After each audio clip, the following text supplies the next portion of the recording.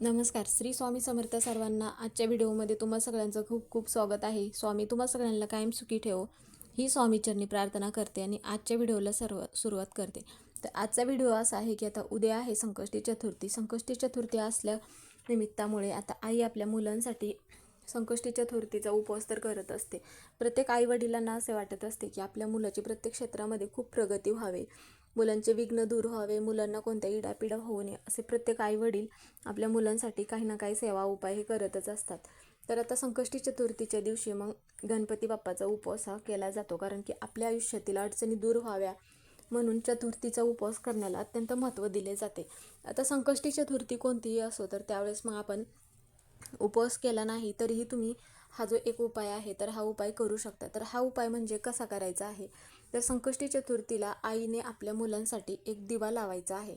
आता हा दिवा लावल्यामुळे काय होतं की तुमच्या मुलांच्या अभ्यासामध्ये प्रगती होते, किंवा तुमचा मुलगा नोकरीसाठी प्रयत्न करत असेल किंवा नोकरीमध्ये प्रमोशन होत नाही, तर ज्या कोणत्या अडचणी असतील त्या अडचणी दूर होऊन मुलांची प्रत्येक क्षेत्रामध्ये खूप प्रगती होते. आता मुलांना बऱ्याच वेळा काय होतं की इडापिडा, नजरबाधा ह्या सगळ्या गोष्टी असल्यानंतर पण मुलांची प्रगती होण्यासाठी अडथळे निर्माण होत असतात. तर मग ह्या अडचणी दूर झाल्यानंतर मुलांची प्रगती होऊ शकते. तर हा जो दिवा आहे तर हा दिवा कुठे लावायचा आहे आणि कधी लावायचा आहे याबद्दलची सगळी माहिती आपण आजच्या व्हिडिओमध्ये घेणार आहोत. व्हिडिओ शेवटपर्यंत बघा, म्हणजे ही माहिती तुम्हाला पूर्णपणे समजेल. आता आपण ज्यावेळेस संकष्टी चतुर्थी असल्यावरती गणपती बाप्पाचा उपवास करतच असतो, कारण की गणपती बाप्पा हे विद्येचे, ज्ञानाचे देवता मानले जातात. आता आपल्या मुलांचं आजारपण दूर व्हावं, मुलांची प्रत्येक क्षेत्रात प्रगती व्हावी, घरातील ज्या कोणत्या अडचणी आहेत त्या अडचणी दूर व्हाव्या म्हणून आपण संकष्टी चतुर्थीच्या दिवशी गणपती बाप्पाला ज्या वस्तू प्रिय आहेत त्या वस्तू तर आपण अर्पण करतच असतो.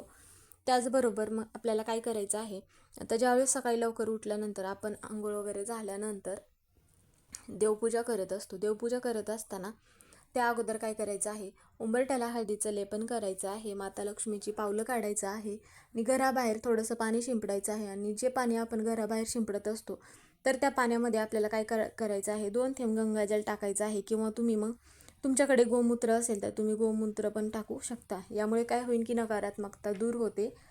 त्यानंतर मग काय होतं की ती जी जागा आहे तर ती जागा मग पवित्र होत असते. म्हणून मग असं पाणी तुम्ही दररोज पण हे पाणी शिंपडू शकता. त्यानंतर गणपती बाप्पाची मूर्ती एका तामणामध्ये घ्यायचं आहे, मूर्तीला अभिषेक घालायचा आहे. अभिषेक घालून झाल्यानंतर जे पाणी आहे तर ते पाणी म्हणजे इतर कोणत्या झाडाला न टाकता ते तीर्थ म्हणून घरातील प्रत्येक व्यक्तींनी प्यायचं आहे आणि घरामध्ये सगळीकडे थोडं ते पाणी शिंपडायचं आहे.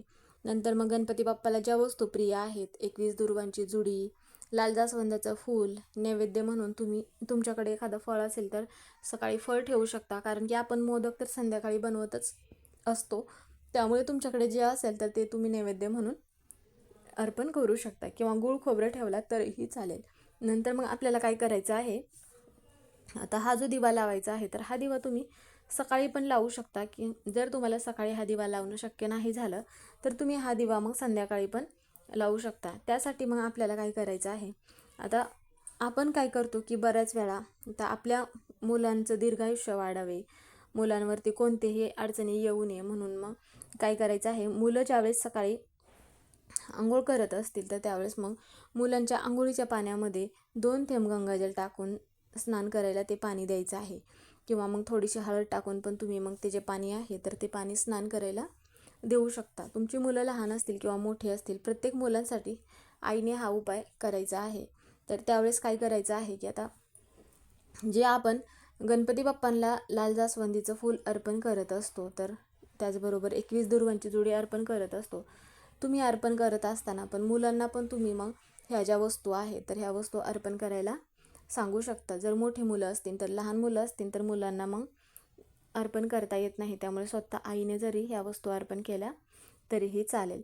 आणि नंतर मग काय करायचं आहे, आता लाल जास्वंदीचं फूल घ्यायचं आहे आणि 21 दुर्वांची जी जुडी आहे तर ते घ्यायचं आहे, आणि हळदीमध्ये ह्या ज्या दुर्वा आहेत तर त्या गणपती बाप्पांना हळदीमध्ये बुडवून ह्या दुर्वा अर्पण करायचं आहे. कारण की असे अर्पण केल्यामुळे दुर्वा काय होतं की आपली जी कोणती इच्छा असेल ती इच्छा मग गणपती बाप्पा पूर्ण करतात. तर हा उपाय जो आहे तर हा उपाय मग ज्या महिलांना मासिक धर्म नसेल त्याच महिलांनी हा उपाय करायचा आहे. आणि तो जो दिवा लावायचा आहे तर त्यासाठी आपल्याला एक दिवा घ्यायचा आहे किंवा मग तुम्ही मातीची पंती घेऊ शकता. पण जो दिवा घेणार आहात किंवा मातीची पंती ती फक्त स्वच्छ घ्यायची आहे, अशी खराब वगैरे न घेता.